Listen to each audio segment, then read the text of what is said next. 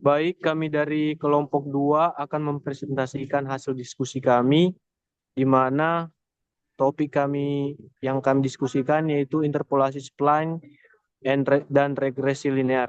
Sebelumnya, perkenalkan kami dari kelompok 2 yang beranggotakan saya sendiri Marsali Putra Zega dengan rekan saya Nabila Sari, Najwa Fata, Alexius Tunggul, Dita Angelina, dan Michael Alexander dan Fahri.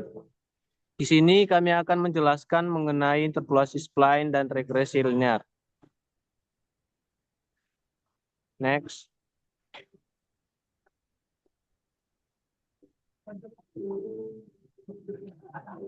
Nah, adapun yang kami jelaskan yaitu ada 6 poin. Yang pertama ada pendahuluan, landasan teori, metode penelitian, contoh soal dan implementasi, perbandingan interpolasi spline dan regresi linear, dan yang terakhir kesimpulan. Next. Nah, untuk pendahuluan saya akan menjelaskan di mana data adalah komponen penting dalam berbagai bidang seperti teknik, ekonomi, kesehatan, dan sains. Permasalahan umum di mana data yang diperoleh seringkali tidak lengkap sehingga dibutuhkan metode permodelan dan analisis yang tepat. Selanjutnya diperlukan metode pemodelan di mana interpolasi spline dan regresi linear menjadi metode pemodelannya. Dan yang keempat yaitu interpolasi, yaitu estimasi nilai di antara titik data. Dan yang terakhir regresi, yaitu model hubungan antar variabel. Next. Nah, landasan teori dari interpolasi spline, di mana interpolasi spline ini membagi rentang titik data menjadi subinterval dan menerapkan polinomial derajat rendah pada tiap interval. Menggunakan polinomial derajat rendah atau biasanya disebut dengan kubik. Contoh umumnya itu fungsi spline kubik, di mana rumusnya itu SIX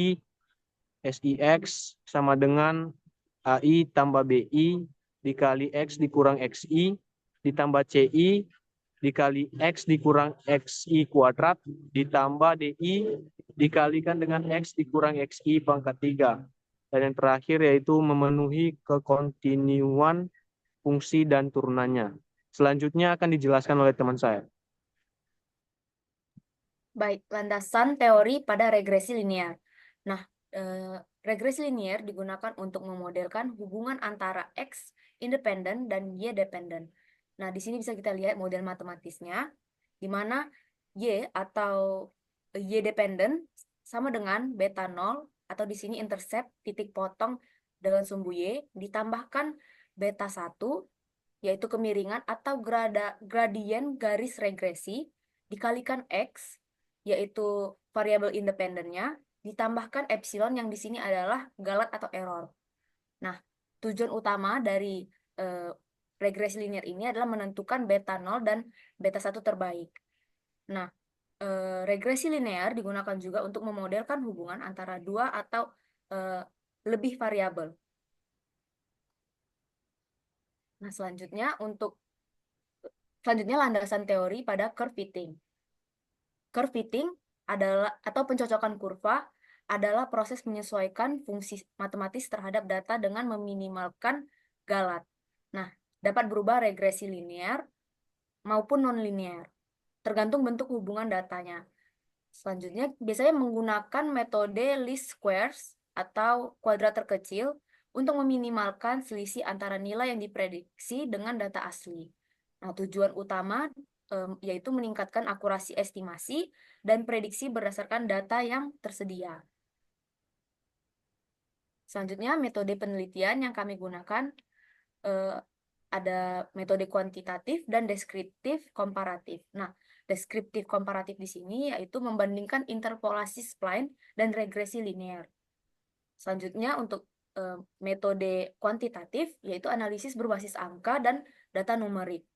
Nah, digunakan untuk menghitung, mengukur, dan membandingkan hasil dari interpolasi spline dan regresi linear secara objektif. Nah, implementasi dari metode penelitian kami menggunakan Python. Selanjutnya akan dilanjutkan oleh teman saya. Di sini sudah terdapat contoh soal interpolasi spline. Diketahui data yang diberikan itu X dan Y seperti pada slide. Di sini kita diinginkan mencari nilai interpolasi di mana X itu sama dengan 2,5 dengan spline kubik.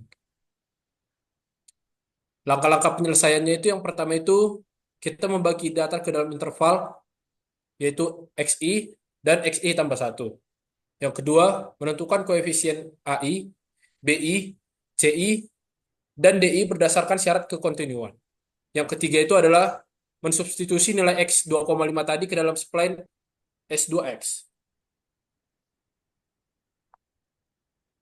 Lalu secara manual prosesnya itu cukup panjang, namun dengan Python dan pustaka SciPy kita bisa menyederhanakannya secara signifikan. Di sini itu ada contoh implementasi interpolasi dalam bentuk Python.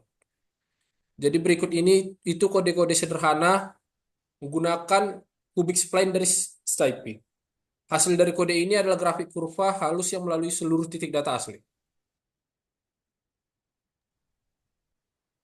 Selanjutnya akan dijelaskan oleh teman saya. Oke, contohnya ini regresi linear, di mana itu berat badan versus tinggi badan, yang mana kita menghitung dengan manual, yang bisa kita ketahui datanya di mana tinggi, yang yaitu X dan berat itu kilogram. Nah, di sini kita dapat mengetahui 11 data, dan untuk beratnya juga 11 data. Nah, untuk perhitungan manual, kita bisa mengetahui datanya, di mana langkah perhitungannya yang pertama itu sigma X sama dengan 1540, dan sigma Y sama dengan 653. Sigma X Y atau perkalian sigma X Y sama dengan 101,801, sigma X kuadrat sama dengan 238,698, N-nya atau datanya itu adalah 10. Beta 1 sama dengan N sigma X Y kurang sigma X kali sigma Y per N kali sigma X kuadrat kurang sigma X kuadrat. Nah, untuk hasil sehingga persamaan regresinya itu yaitu pi sama dengan min 58696 ditambah 0,8053 X. Nah, di sini ada implementasi regresi linear menggunakan Python, di mana kita bisa menggunakan ada dua cara, yang mana pertama itu manual dan yang kedua itu menggunakan Python. Selanjutnya, selanjutnya dijelaskan oleh teman saya. Baiklah, selanjutnya kita akan menjelaskan mengenai grafik pada regresi linear, di mana grafik tersebut menggambarkan hubungan antara tinggi badan dan berat badan. Sumbu mendatar atau sumbu X menunjukkan tinggi badan dalam sentimeter, dan sumbu tegak atau sumbu Y menunjukkan berat badan dalam kilometer. Nah, tiap titik biru di grafik ini adalah data asli, artinya merupakan data yang nyata antara tinggi dan berat badan dari beberapa individu. Selanjutnya kita perhatikan terdapat garis merah yang membentang dari kiri bawah ke kanan atas. Itu merupakan garis regresi linear, yaitu garis yang paling cocok untuk menunjukkan pola hubungan antara tinggi dan berat badan. Garis ini diperoleh dari proses perhitungan statik dengan tujuan meminimalkan jarak antara titik-titik dengan garis itu sendiri. Nah, kita bisa garis tadi itu punya persamaan Y sama dengan minus 59,07 tambah 0,805 X. Nah, itu persamaan tersebut kita dapat mendapatkan hasil nilainya, kemudian kita memplotkannya ke dalam grafik tersebut. Selanjutnya. Oke, selanjutnya akan dijelaskan oleh teman saya. Baik, di sini ada contoh curve fitting. Nah, diketahui ada data X dan Y, di mana tujuannya itu cari kurva fitting polinomial derajat kedua dengan menggunakan Y sama dengan AX kuadrat tambah BX tambah C. Nah, kita menggunakan metode least square atau bantuan Python, di mana nanti itu model dari Y sama dengan AX kuadrat tambah BX tambah C, kita hitunglah sigma X dan seterusnya mendapatkan bentuk sistem dari yang di sini. Baru selanjutnya kita gunakan eliminasi Gauss atau Jordan untuk menyelesaikan nilai A, B, dan C-nya. Ini ada implementasi curve fitting dengan metode Python-nya. Selanjutnya akan dijelaskan oleh teman saya. Baik, kita masuk ke perbandingan interpolasi spline dan juga regresi linear. Nah, dalam aspek bentuk model, interpolasi spline itu kurvanya halus, sedangkan regresi linear itu garis lurus. Nah, dalam bentuk kesesuaian data, untuk interpolasi spline titik datanya dilewati, kemudian untuk regresi linear titik datanya tidak dilewati. Nah, kemudian dalam aspek aplikasi, interpolasi spline itu teknik dan grafik sedangkan regresi linear itu prediksi dan statistik. Dalam aspek kelebihan, spline itu lebih halus dan stabil, sedangkan regresi linear itu sederhana dan cepat. Nah, dalam aspek kekurangan, interpolasi spline itu rumit dan banyak perhitungan, sedangkan regresi linear itu kurang akurat jika data nol. Nah, next.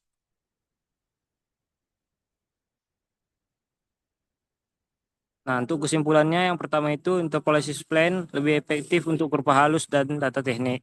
Kemudian yang kedua regresi linear cocok untuk hubungan sederhana dan prediktif. Kemudian yang ketiga curve fitting meningkatkan akurasi pemodelan, dan yang terakhir itu pemilihan metode bergantung pada karakteristik data.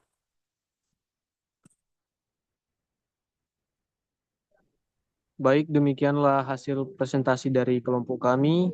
Jika ada kesalahan, kami mohon maaf. Sekian dan terima kasih.